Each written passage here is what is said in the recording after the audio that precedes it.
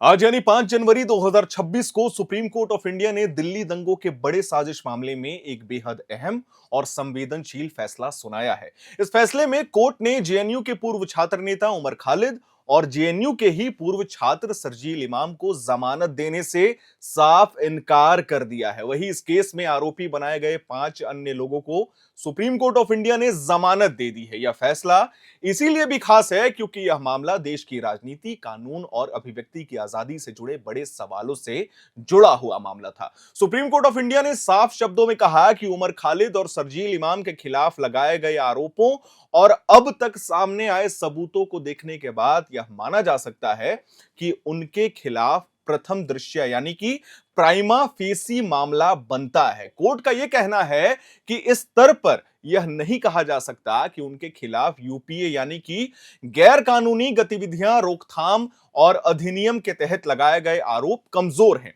इसी वजह से दोनों को जमानत देने से सुप्रीम कोर्ट ऑफ इंडिया ने साफ इनकार कर दिया है। यह सबसे बड़ी अपडेट। हालांकि कोर्ट ने यह भी साफ किया कि उसने इस मामले में किसी भी तरह का सामूहिक या एक जैसा नजरिया नहीं अपनाया गया है। सुप्रीम कोर्ट ने कहा कि हर आरोपी की भूमिका अलग अलग है और हर व्यक्ति के खिलाफ मौजूद सामग्री को अलग तरीके से सुप्रीम कोर्ट लगातार देख रही है। इसी आधार पर कोर्ट ने 5 अन्य आरोपी गल्फिशा फातिमा, मीरा हाइदर, शिफा उर रहमान, मोहम्मद सलीम खान और शादाब अहमद को जमानत देने का फैसला अंततः सुना दिया। यह पूरा मामला साल 2020 के उत्तर पूर्वी दिल्ली दंगों से जुड़ा हुआ था। आपको याद होगा, इन दंगों में 50 से ज्यादा लोगों की जान चली गई थी और सैकड़ों लोग घायल हो गए थे। बड़े पैमाने पर घर, दुकानें और गाड़ियां जला दी गई थी। दिल्ली पुलिस का आरोप है कि ये दंगे अचानक नहीं हुए थे, बल्कि इसके पीछे एक सुनियोजित साजिश थी जिसे अलग अलग बैठकों, भाषणों और प्रदर्शनों के जरिए अंजाम दिया गया था और इसके मास्टरमाइंड आज जेल में है।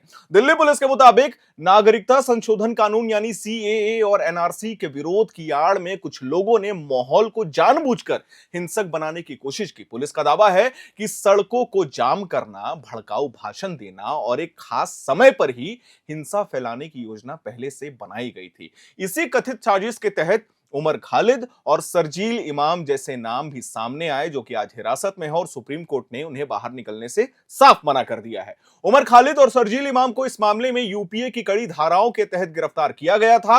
यूपीए एक सख्त कानून है, हम अपने दर्शकों को बता दें, जिसमें जमानत मिलना बेहद मुश्किल होता है। इस कानून के तहत कोर्ट को यह देखना होता है कि आरोपी के खिलाफ लगाए गए आरोप पूरी तरीके से बेबुनियाद तो नहीं है। सुप्रीम कोर्ट ने आज यही कहा कि इस स्तर पर आरोपों को पूरी तरीके से कमजोर नहीं माना जा सकता। वहीं दूसरी तरफ जिन 5 आरोपियों को जमानत दी गई है, उनके मामले में कोर्ट ने कहा कि उनके खिलाफ मौजूद सामग्री और उनकी कथित भूमिका को देखते हुए उन्हें लंबे समय तक जेल में रखना जरूरी नहीं लगता। कोर्ट ने यह भी माना कि जमानत देना और दोषी ठहराना दो अलग अलग बातें हैं और फिलहाल उन्हें सशर्त रिहाई दी जा सकती है। हम आपको बता दें, सुनवाई के दौरान बचाव पक्ष की तरफ से यह दलील दी गई कि कई आरोपी सालों से जेल में बंद है, 2020 के बाद से ही, लेकिन अब तक मुकदमा ठीक से शुरू भी नहीं हो पाया है। वकीलों ने यह भी कहा कि विरोध प्रदर्शन करना या भाषण देना अपने आप में ही आतंकवादी गतिविधि नहीं है, यह लोकतांत्रिक अधिकार है। लेकिन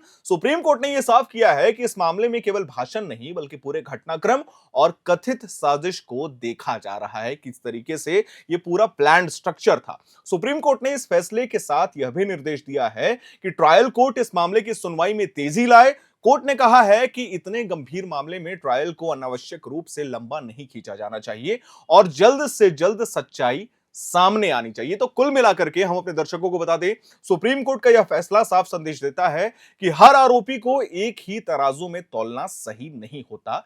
गतिविधियां अलग अलग होती हैं। कोर्ट ने यह भी दिखाने की कोशिश की कि कानून के सामने हर व्यक्ति की भूमिका और उसके खिलाफ मौजूद सबूत ही सबसे अहम होते हैं। उमर खालिद और शर्जील इमाम को फिलहाल जेल में ही रहना पड़ेगा, यह सबसे बड़ा अपडेट है, जबकि 5 अन्य आरोपी जमानत पर बाहर आएंगे। यह मामला आने वाले समय में भी देश की राजनीति और न्यायिक बहस का बड़ा मुद्दा बनने वाला है, क्योंकि लगातार लोग इस पे नजर रखते हैं। लोग इसके बारे में जानना चाहते हैं कि आखिर यह मामला कितना बड़ा था और क्या यह पूरा मामला सुनियोजित एक साजिश थी। खैर, इस मामले पे क्या कुछ अपडेट आएगा आने वाले समय में, हम अपने चैनल के माध्यम से अपने दर्शकों को देते जाएंगे।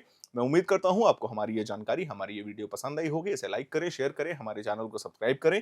कैमरे के पीछे मौजूद है मेरी सहयोगी सुमन, मेरा नाम है हर्षित और आप देख रहे हैं एयर नाउ।